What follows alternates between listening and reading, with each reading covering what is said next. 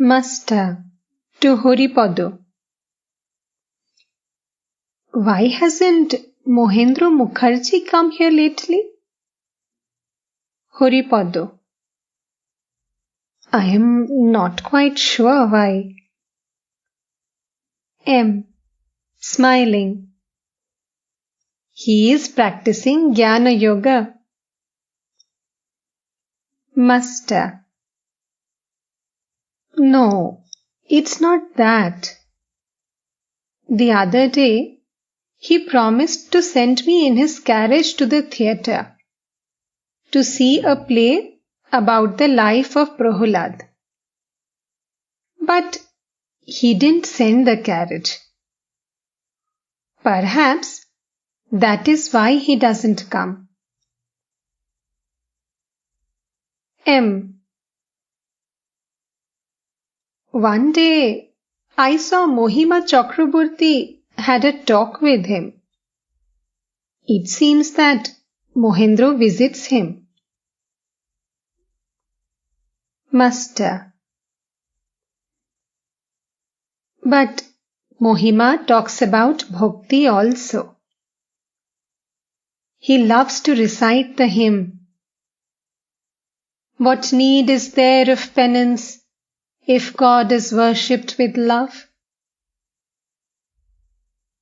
M. Smiling. He says that because you make him say it. Girish Chandra Ghosh was always talking to the devotees about the Master.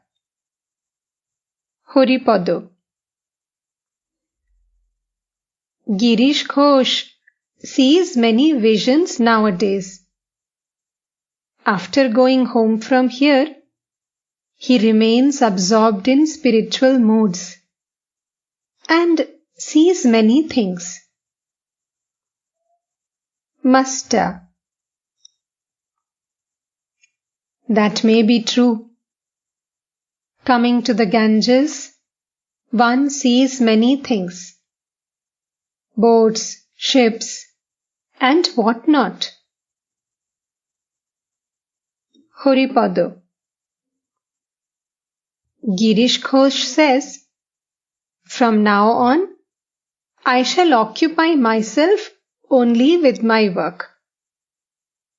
In the morning, on the stroke of the clock, I shall sit down with my pen and inkpot and write for the whole day. He makes the resolve, no doubt, but cannot carry it out. No sooner do we visit him than he begins to talk about you. You asked him to send Narendra here in a carriage. He said, I shall hire a carriage for Narendra.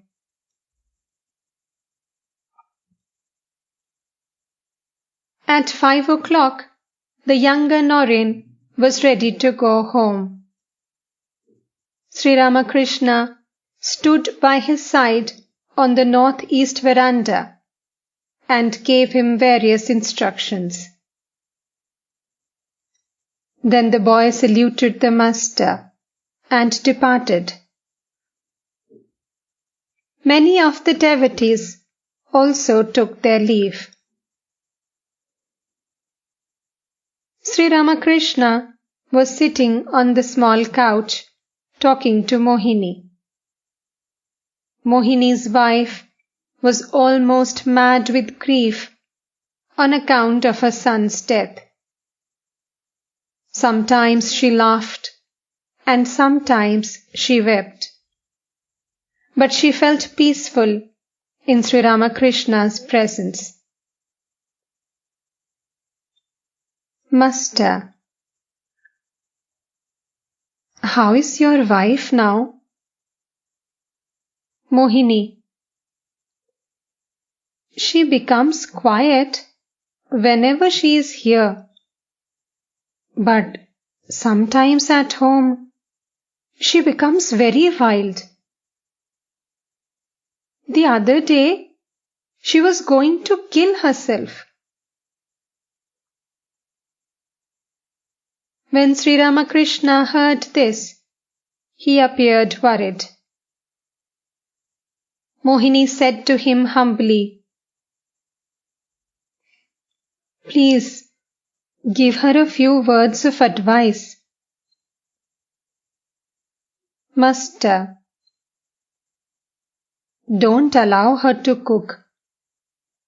That will heat her brain all the more. And keep her in the company of others, so that they may watch her. It was dusk. Preparations were going on in the temples for the evening worship. The lamp was lighted in Master's room, and incense was burnt. Seated on the small couch, Sri Ramakrishna saluted the Divine Mother and chanted her name in a tender voice. There was nobody in the room except M, who was sitting on the floor. Sri Ramakrishna rose from the couch. M also stood up. The Master asked him to shut the west and north doors of the room. M obeyed and stood by Sri Ramakrishna on the porch.